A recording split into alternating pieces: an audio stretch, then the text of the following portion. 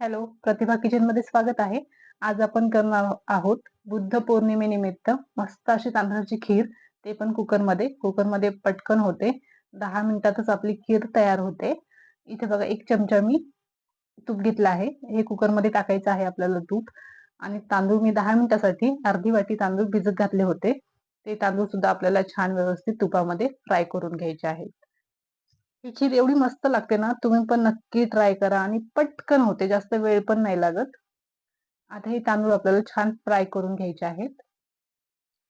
माझ्या रेसिपीज खरंच खूप सोप्या असतात, तुम्ही पण नक्की करून बघत राहा आणि प्रतिभा किचनला लाईक करा, फॉलो करा. आता हे सगळं व्यवस्थित मिक्स करून झालेलं आहे. तर इथे मी दूध घेतलं आहे, म्हशीचं दूध आहे. फुल फॅट क्रीम दूधच वापरायचं आहे आपल्याला, म्हणजे खीर आपली छान होते. इथे मी 4 वाटी दूध घेतलं आहे. 4 वाटी आपल्याला दूध टाकायचं आहे. अर्धी वाटी तांदळासाठी 4 वाटी दूध एकदम परफेक्ट आहे.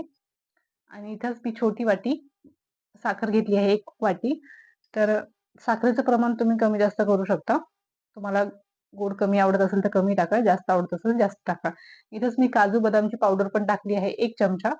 आता हे सगळं आपल्याला व्यवस्थित मिक्स करून घ्यायचं आहे. आता हे व्यवस्थित मिक्स करून झालेलं आहे. आता याच्यामध्ये आपण हे ढक्कन लावून घेऊया आणि 5 ते 6 शिट्ट्या करून घेऊया. आपल्या 5 ते 6 शिट्ट्या झालेल्या आहेत, बघू शकता. हे बघू शकता, मस्त आपली खीर झालेली आहे. आता एकदा पळीने पळीने छानपैकी आपल्याला ही खीर ना हटून घ्यायची आहे, म्हणजे तांदूळ आपले व्यवस्थित बारीक होतात, मॅश होतात. हे बघू शकता तुम्ही. तांदूळ छान शिजले ना, खीर पण खूप मस्त होते. बघू शकता झालेली आहे आपली खीर. आता याच्यामध्ये आपण थोडेसे ड्रायफ्रुट्स पण टाकणार आहोत. थोडेसे काजू आणि थोडेसे बदाम पण टाकणार आहोत. आता हे सगळं व्यवस्थित आपल्याला मिक्स करून घ्यायचं आहे.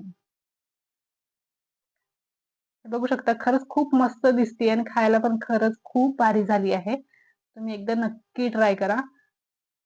ही नुसती पण खूप छान लागते किंवा पुरीसोबत सुद्धा खूप छान लागते. तुम्ही कशासोबत पण खाऊ शकता. हे बघू शकता. आणि एकदम परफेक्ट रेसिपी आहे. तुम्ही नक्की ट्राय करा. रेसिपी कशी वाटली नक्की सांगा. Okay, bye.